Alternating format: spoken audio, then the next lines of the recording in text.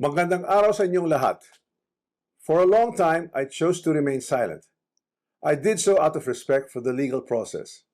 I did so because I did not want to add more noise to an already divisive issue. I did so because I believed that if I cooperated fully, submitted myself to the proper authorities, and answered every question asked of me, the truth would eventually speak for itself. But there comes a point when silence is no longer prudence.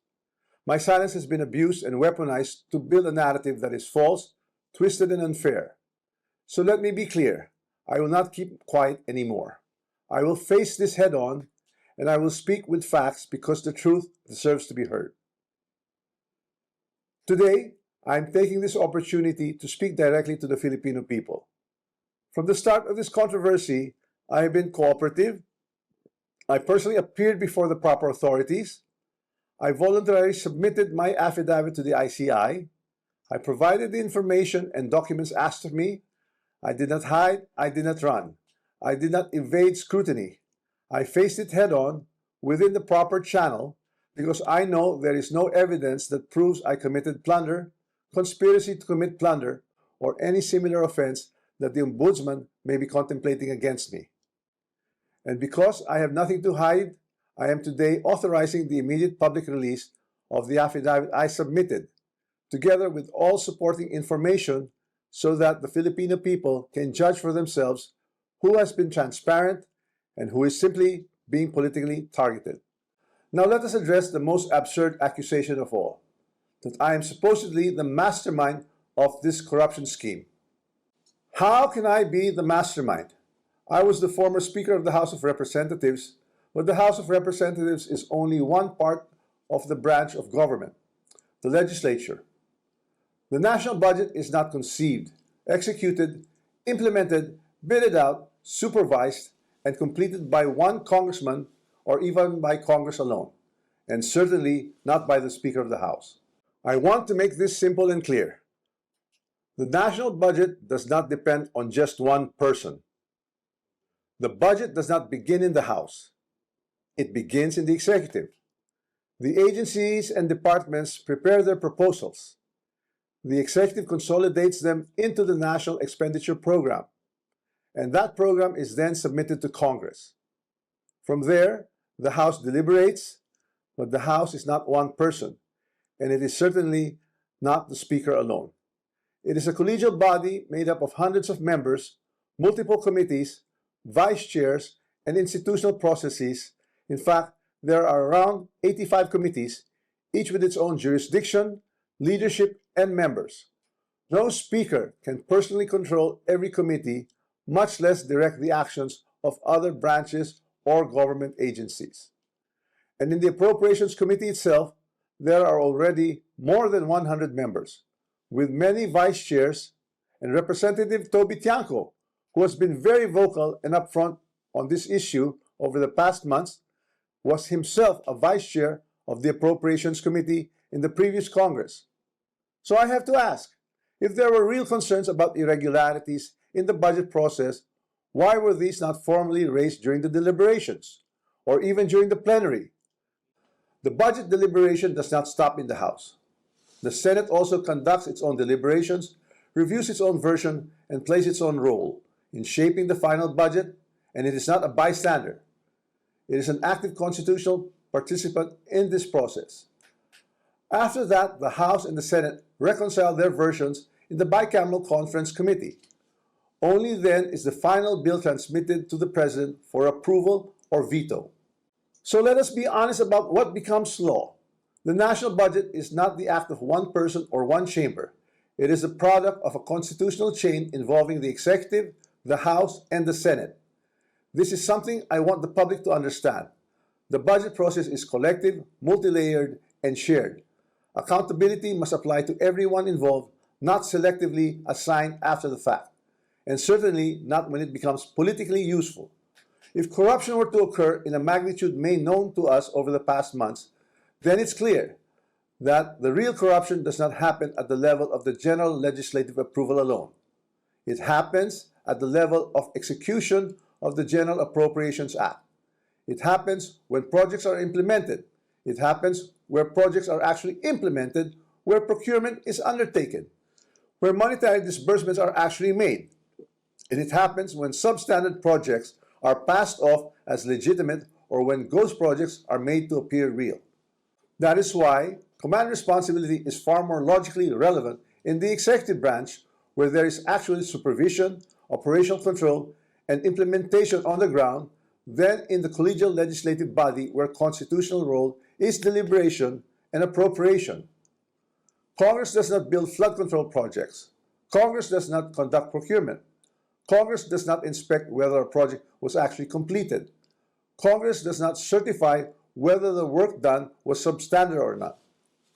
So if the allegation is that there was a systemic corruption in flood control implementation, then the public should ask the obvious question: where does implementation actually happen? Definitely not in the session hall of the House of Representatives. Here's the simplest way to test that theory that I am the mastermind of this scheme.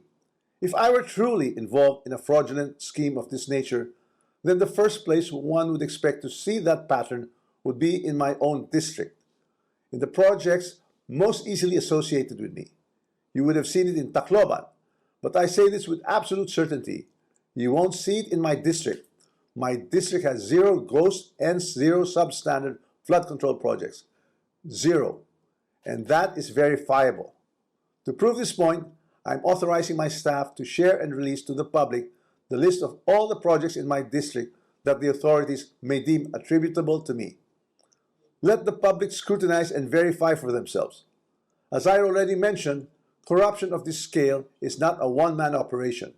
It requires 2 things: budget decisions and implementation on the ground. With respect to how the budget was deliberated in Congress, let me say this categorically. I was not a part of the BICAM and the small committee budget deliberations. Yes, I was updated on the general outcomes of the deliberations, but I had no visibility with regard to the specific details of the discussions, including particular amendments or insertions approved during these closed-door deliberations. Records would show that I did not participate in those meetings and I was not privy to what exactly transpired during the deliberations. However, 2 people were instrumental in making those budget decisions: Chis Escudero and Zaldico. And once the budget becomes law, the work of implementing flood control projects, or any project for that matter, is solely within the purview of the executive, including the DPWH, certainly not by legislators. I understand the anger of the public. The Filipino people have every right to be angry because stolen public funds are taxes derived from hard-earned money. I'm not asking the public to look away. I'm asking everyone to look where the evidence points, not where it is politically convenient or politically motivated. So I ask the Ombudsman and the public these questions. Who has been named in sworn testimonies and affidavits? Whose name actually appeared in credible accounts made under oath? If there are sworn accounts pointing to other personalities across the chain, whether in budget deliberations or in implementation, then those leads must be pursued with the same seriousness and the same urgency. Accountability cannot be selective. For months, I chose silence because I believe in our legal system and in the rule of law. But my silence is now being exploited with politically engineered and fabricated narratives. What's even more disturbing, and this is something that cannot be ignored, is that there are emerging indications that certain sectors are attempting to weaponize individuals, including Zaldico, to construct a narrative that serves their own interests. So when the legal processes is being used against me as a political demolition job, then I will have no choice but to defend myself. And I will defend myself fully. I will not allow myself to be turned into the scapegoat so that others who are actually accountable can walk away clean. If this is a political play to push me out and close the story, tarnishing my name and my reputation, then I'm telling everyone now, I will not go quietly and I will not go alone. I will not be the fall guy for other people's corruption. I have been in public life long enough. I have seen enough. I have heard enough. I know many things about this current administration and past administrations as well.